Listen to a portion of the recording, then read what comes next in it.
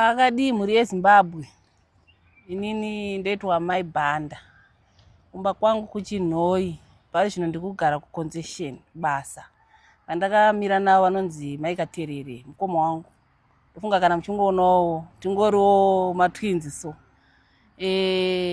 Chandiunza pano kuda kutenda zvatakaitirwawo naMwari kuburikidza nemuranda wavo Bishop Marimo.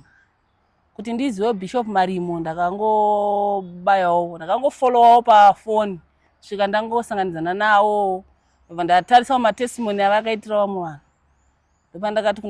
Ndobva ndatanga kutaura naBishop ndakati makadi munhu waMwari ndikuda kubatsirwa. Ndobva wandidirecta nandiri kuChinhoi. Ndobva ndatokwira musi iwobva ndaenda kuConcession vanoudza sisi vangu. Sisi vangu havana kupikisa. Vakabva vatoisa fuel motikari mavo ndobva tatoenda kuDombo Shawa. Svika tasangana nemunhu waMwari. Vairwara sisi vangu. Chimwe chakanyondirwadza ndechekuti vaingonzi nevanhu vemumhuri vanoroya. Vanoroya. Saka kuzvimba kuita makumbo vanga vakatotarirwa mazuva achanga akatonyorwa. Saka zvaindibata. Ndobva ndangoti handei tinoona kuti chikunyanya kukonzeresa kuti murware chii. Iwo inini zvangu handakabudira pachena. Ndaida kuziva kuti chikuvarwarisa chii. Ndobva taenda ndobva vasanangurirwawo nemunhu waMwari zvaivarwarisa. Vanga vakatakura kurema. Vanga vakaberekedzeswa. Pane chavakabviswa kumusana chakandityisa. Vakabviswa chimupurwa chaityisa chekuti vaiti chiri pane munhu here. Mumusoro makadzurwa zvinhu zvanga zvine nyanga zvine chuma cheredhi newaiti zvaikonzeresa kurwara kwemusoro wavo misi nenguva. Nepadumbu vairwara. Saka ndofunga ndozvaikonzeresa kuzvimba kwemuviri wavo. Vakabatsirwa dekunyepa. Munhu waMwari akavabatsira. Kana naivowo nanhasika patova nechenji vanga vasingagone kana kupfugama. Vairara vakasimudza makumbo mudenga, makumbo akazvimba. Saka ndidangotenda ndosaka taivo pano. Ndofunga ivo kubva musi vakabatsirwa svika pari zvino vari kuona chenji kana naivo nemuromo vari kupupura. Saka regai tivasire mukana vataure. Ndisira ipapo. Makadi henyu mhuri yeZimbabwe. Ini ndoitawo Mai Katerere kumba kwangu kuEpworth asi pandorarama hangu ndiri kuConcession Chishawawo. Shuwa inini ndakarwara ndiri kunyepa. Chandakatanga kuona kuti ndikurwara makumbo. Makumbo angu aizvimba zvekuti ndaisingagona kufamba kana nepatapata. Saka ndaiti ndichitaura nemunini wangu kuti inini nyama dzangu dziri kundirwadza ndisozwa kuti chii. Saka munini wangu ndopa akazosvikawo kufollowawo machannels akafollowa ati vatasangana naBishop Marimo. Ndobva sisi hande timbonoedzawo kupi kuna Bishop Marimo kukubatsirwa vanhu vachipora. Ndikati iwe inini ndakangomirira nguva yekutaura vanhu kuti vanhu vakunditi nguva yenyu yaita sezvayo yakwana ndingangokupedzerai nguva. Zvikanzi haiwa tenge tamboenda ikoko. Tikaenda ikoko kana vakundikana tozogara hedu. Ndobva taenda zveshoka Bishop Marimo vatasvika. Ndakabatikana musi weshuwa makumbo anga akazvimba zvekuti kana kupfeka bhutsi ndasingakwani. Ndobva ndabatsirwa naBishop Marimo.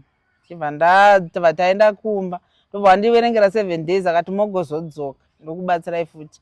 Tikabva tadzoka 7 days dziya. Ndichidzoka kumba inini ndichinyatsoona kuti zveshuwa ndamunhuwo pane vanhu. Ndikunyatsotonzwa kuti miri wangu wadzoka pakare. Kwakauya vamwe mai so muraini medu. Handidi hangu kuvadoma nezita nekuti ndine vana vane hana dzisina kugadzikana. Anogona kuzoitwa zvisina kunaka. Regai ndingotaura muchidimo. Mai vakauya vachindibvunza vachinditi ukuziva kuti zvawakaita hazvina kundifadza. Ndikati zvei zvikanzi kundidzosera zvinhu zvangu zvanga ndakakupa. Ndikati zvinhu zvenyu zvazviri zvei zvikanzi zvangu wakaita kaizvozviye zvinhu zvangaida kuti uite moti kuzotonga wasara nemazuva mashoma kuti ufe. Ndikavati zvikanzi ndakanyanya kukutadzira ichi. Wakati kunditadzira kuti ndikakudza mhosva yacho kazvibude but regai ndingokuti wakakanganisa apa ndakarwara zvekuti handisi kukwanisa kumuka. Zvinhu zvako zvacho zvanga ndakakuisa zvadzoka kwandiri. Ndakangogona kungoti saka Mwari akanaka. Munini wangu uyu wandimire naye akati sisi mungangobvumira munhu iyeye achikudzai zvakadaro nemahwarira makaita makore esa moti Mwari akanaka. Ndikati Mwari akanaka. Vapupura nemuromo wavo. Ndikabva ndavabvunza kuti mukumwa doro ripi. Ndibva ndavatengera masikadhawo mairi ndikati ndokutendai nekutaura kwenyu kuya kuzobvuma chokwadi. Ndandisingazivi kuti kuhwara kwandikuita ndimi. Akati asi uchandiitei? Ndikati hapana. Kungofara vandaita nemi kwanaingoita mazuva ese handimbokuchinjirai. Svika nanhasi mai vavo ndinotongowagamuchira sekuuya kwawakaita. Handako waratidza kuti zvakandibata asi mukati memwoyo wangu ndakangodza Mwari kuti Mwari sekutaura kwenyu kuti uchaona kwazvakabva zvaikuhwarisa uchakuona, ndakuona. Asi ndongotendawo kuti Bishop Marimo wakandibatsira zveshuwa, handidi kunyepa. Nditendawo nebudikidza nemunina wangu akaforowa maforozi machaneli akafolowa kuti ndigone kurarama. Nandakatarirwa mwedzi kunzi August handisviki. Newe ukama. Ndakapuwa mwedzi wangu kuti ndewa August. Asi August wadarika. Ndiri panapa, ndoda kutenda Mwari nekuti Mwari wakanaka, anoda munhu wese, anoda muroyi, anoda munhu akanaka. Ndoda kutenda Mwari. Alright, saka muruda kuudza vamwewo kuti kudii Zimbabwe kunaona nematambudziko akasiyana siyana. Ndoda kuudzawo mhuri yeZimbabwe kuti kana wakasangana nawo nezvandakasangana nazvo zvokunzi unonzi nemhuri ndiwe kaiwe usingazivi uchirwara, aiwa endayo kuna Bishop Marimo, hama dzangu munobatsirwawo. Ndakabatsirwa zvechokwadi, handidi kunyepa. Ndakapuwa mwedzi wangu, deadline ndanga iri August, ndasingafanhi kupfuura. Asi ndakapfuura nekuda kwekuti Mwari haudzirwe, Mwari ane nguva yawo, anoita zvinhu zvawo nenguva. Ndivo vanoziva kuti ndikukumisa apa, ndikukufambisa apa. Nanhasi uno ndiripo mhuri yeZimbabwe. Kana pana akabatikanawo semabatikana andakaita, endayo kuna Bishop Marimo vakubatsirei. Vanogona, handidi kunyepa. Ndiko kwandakadzokerera ikoko. Inini chaiye muchindiona daiso. Ndakatakura dumbu rokuti kana munhu akasangana neni aiti ndakazvitakura. Uri urwere. Techingosekwa nevanhu kuti matumbu tisingatozoti mukati munhu anenge achitoziva kuti mune something chiripo. Ndakasvika ndakabatsirwa. Vaiti zvaifanira kubuda pandiri, but zvinobuda pandiri zvakabuda pane mwana wangu, ndiye akazvibuditsa. Ndaingonwa chete munamati yandakapiwa, mwana wangu ndiye aibudisa zvinhu zvaifanira kubuda pandiri.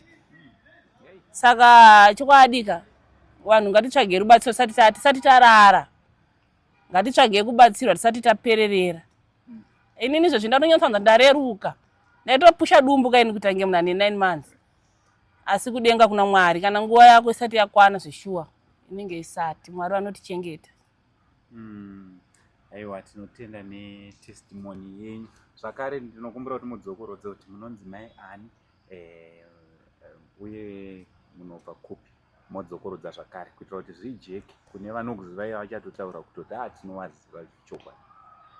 Ndoitwa maibhanda. Ndinogara kuChinhoi, ndokwandiri best, ndokumba kwangu Chikonowo. Pane zvinokonzesheni kwandiri ndokubasa kwati kumbotsvaga-tsvagawo. Ava ndisisa wangu. Munonzi mai? Ine nonzi Maikaterere. Vanondiziva imba yangu iri kuEpworth, ndokwandogara nemhuri yangu. Asi mazuva ndiri kuraramawo ndiri kuConcession, ndokubasa.